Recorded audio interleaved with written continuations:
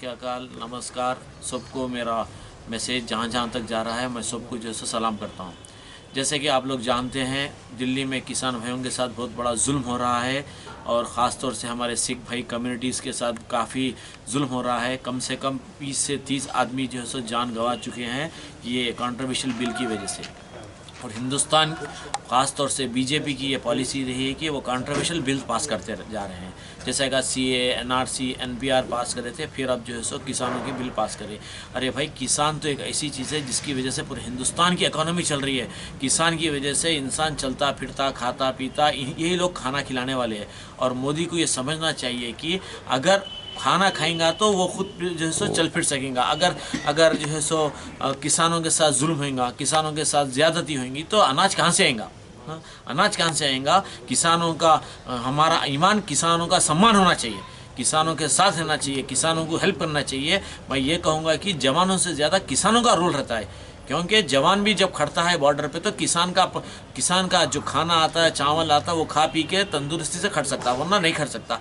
तो ऐसे वक्त जो सो बीजेपी जो अपनी एक डिक्टेटरशिप चला रही है, एक अडानी और अंबानी के हाथों में बिक चुका है। आप देखिए बीएसएनएल जो है सो पूरा प्राइवेटाइज कर दिया गया और आपने देखा कि एक डीलिंग में जो है सो अंबानी को 40 करोड़ की ज़मीन जो है सो 1200 करोड़ की ज़मीन को 40 करोड़ में दे दिया मोदी, और अंबानी पलट के उसको जो सो 1200 करोड़ में बेच दिया। तो ये धंधा चल रहा, उन्हें उसको दे रहा, बेच लेके जो सो बांट ले रहे हैं। तो इस तरीके से हुकूमतें नहीं चल सकती। इस तरीके की हुकूमत ज़्यादा दिन चलने वाली नहीं है और इनकलाब आएगा, तख्तो-ताज जालिमों का पलट जाने वाला है, वो दिन दूर नहीं है। तो मैं जो है सो हमारी सेंट्रल गवर्नमेंट, बीजेपी गवर्नमेंट जो कि मोदी की गवर्नमेंट है, भ्रष्टाचार की गवर्नमेंट है, बलात्कार की गवर्नमेंट है, अत्याचार की गवर्नमेंट है, ऐसी गवर्नमेंट से अपील करता हूँ कि किसानों को इनके मांगे पूरी की जाए। किसानों के साथ जुल्म हो रहा है, किसानों के साथ जुल्म ज़्यादती हो रही है। हद ये हो गया है कि सर्दी में कई लोग वहाँ पर बीमार होकर मर जा रहे हैं, लेकिन जो है इनके कान पर जू नहीं चल रही। हम यहाँ पर भूख हड़ताल इसलिए बैठे हैं कि in the support of farmers, और हम यहीं पर नहीं, हम दिल्ली भी जाएंगे, वहाँ पर भी प्रोटेस्ट करेंगे, वहाँ पर भी हमारी आखिरी सांस तक लड़ेंगे फार्मर्स के लिए। जब तक फार्मर्स को इंसाफ नहीं मिलता, हम जो है रात दिन जो है सो फार्मर्स के साथ सपोर्ट करेंगे, फार्मर्स के साथ काम करेंगे। और मैं सब जनता से, अवाम से अपील करता हूँ कि एक जहती पे आ जाइए, एक प्लेटफॉर्म पे आ जाइए।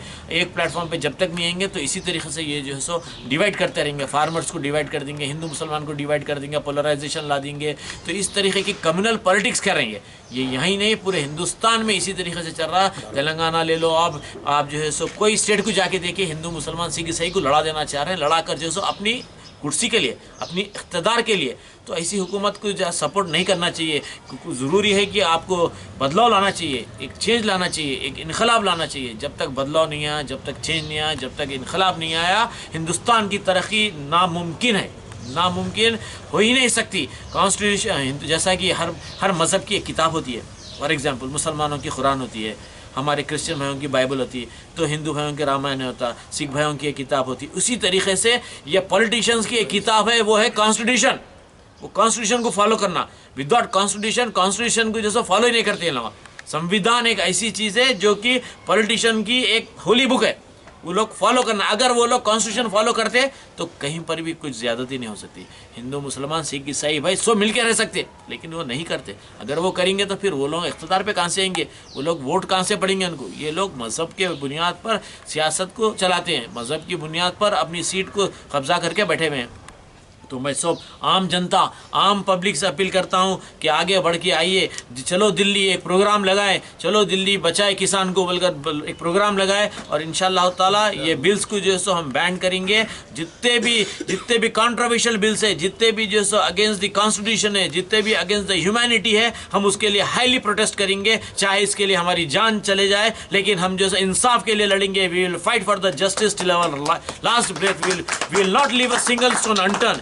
इंशाअल्लाह ताला मैं आप सबसे, मैं ख़ास तौर से हमारे पूरे भाइयों से, हमारे जो कम्युनिटी के भाई हैं जिस पे जुल्म और ज़्यादती हो रही है, आप हमारा हाथ मजबूत करिए, आप इनकलाब का हाथ मजबूत करिए। और इनकलाब दूर नहीं है, इनकलाब हिंदुस्तान में आएगा, इन जालिमों का तख्तो ताज पलट जाएगा।